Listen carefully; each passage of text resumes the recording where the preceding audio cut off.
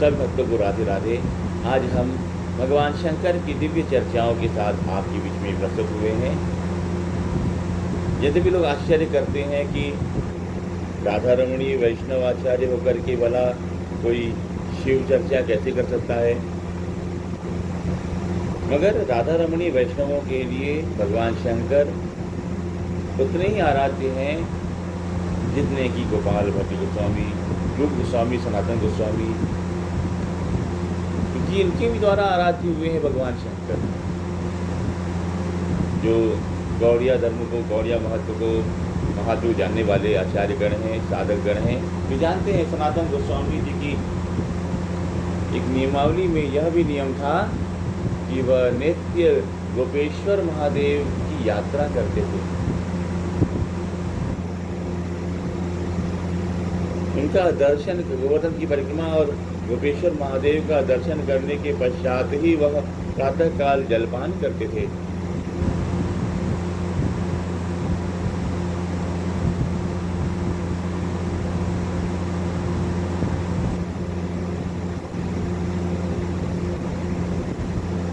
तो आचार्यों को नमन करके हम शिव चर्चा में प्रवेश करते हैं।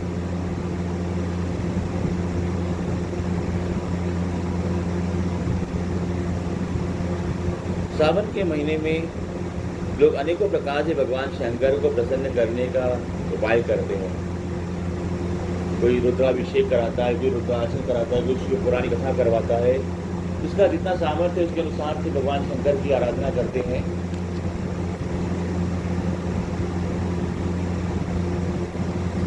कहा भी गया है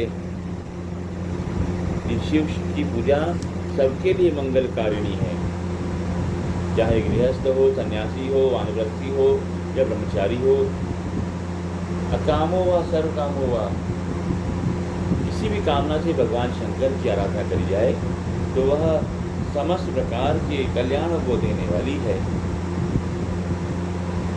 भगवान नारायण तो कहते हैं कि उनकी सेवा से बड़ी है उनके भक्तों की सेवा।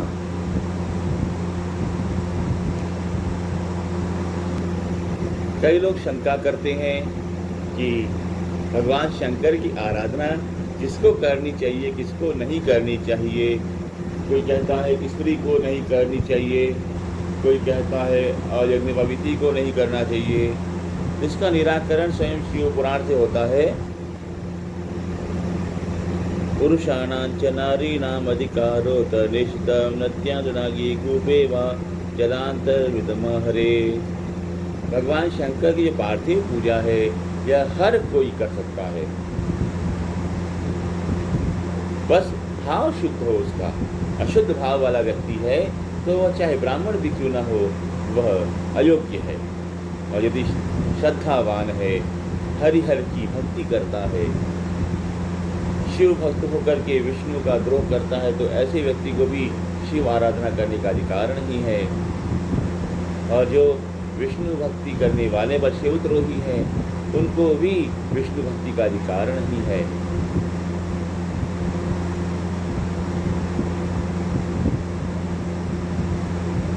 इसी कहा गया पुरुषाणाम च नारीणाम अधिकारोत निश्चितम। भगवान शंकर की पार्थिव पूजा करने में सभी जीवों को अधिकार है।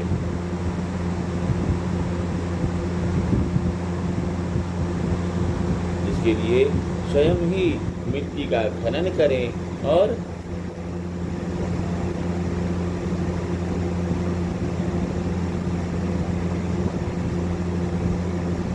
अपने हाथों से उस मिट्टी को स्वच्छ करके उससे एक शिवलिंग का निर्माण करें। जब पार्थिव शिवलिंग का निर्माण करना हो तो मिट्टी में कुछ दूध मिलाए, दूध से सान करके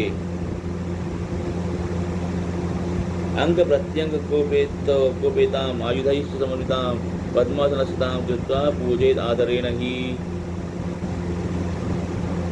भगवान शंकर का विग्रह निर्माण करें और स्वयं विग्रह निर्माण करने के पश्चात अंग प्रत्यंग का निर्माण करें और फिर पूजन करें। पूजन की जो विधि है उसका वर्णन करते हुए कहते हैं विघ्नेशादित्य विष्णु नाम अम्बायाश्च शिवस्य शिवलिंगम च सर्वदा पूजयेत् द्विजः। ब्राह्मणों को चाहिए कि भगवान शंकर, भगवान गणेश, आदित्य, भगवान विष्णु, माता पार्वती का नित्य पूजन करें।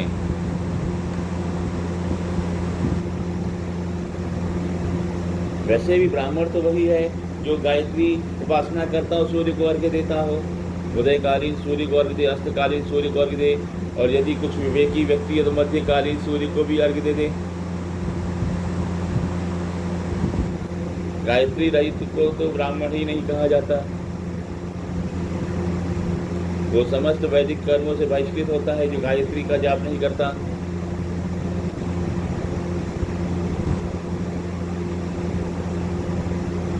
फिर 16 उपचारों के द्वारा भगवान शंकर का पूजन करें।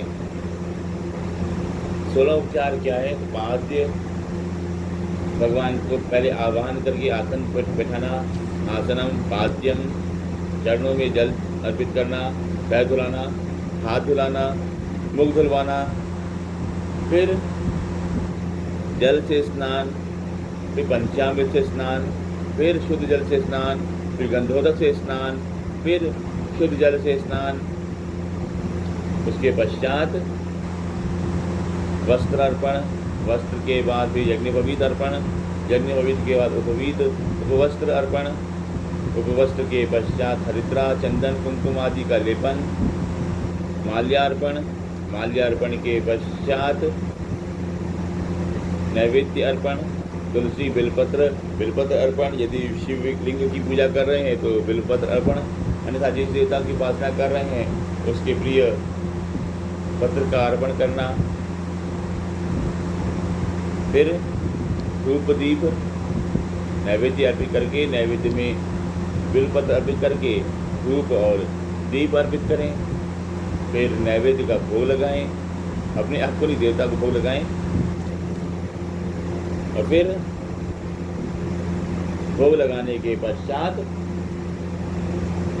आरती करें। आरती के पश्चात चंदन अर्पित करें, नैवेद्य फल जो है फल अर्पित करें, तांबूल अर्पित करें, फिर कपूर आरती करें। इसको महाआरती कहते हैं। महाआरती करने के साथ साथ भगवान को दक्षिणा अर्पित करें। ये दक्षिणा वास्तव में प्रभु के लिए नहीं, परंतु जो आचार्य हैं, जिनके निर्देश में आप यह सब कर्म कर रहे हैं, उनको आवश्यक होता है, उनको भी अपना परिवार चलाना होता है। यदि आप स्वयं ही देवता की पूजा कर रहे हैं तो आपकी इच्छा दक्षिणा अर्पित करें न करें, यदि आप करते हैं तो उत्तम बात है।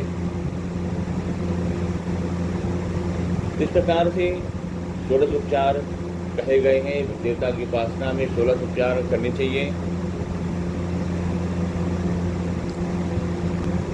इस प्रकार से 16 उपचार पूजन करने के पश्चात भगवान की शिव विग्रह का अभिषेक करना चाहिए। अभिषेक के पश्चात पुनः आरती करनी चाहिए। जिस प्रकार से भगवान शंकर का पूजन करता है वह मनोकामना को प्राप्त होता है।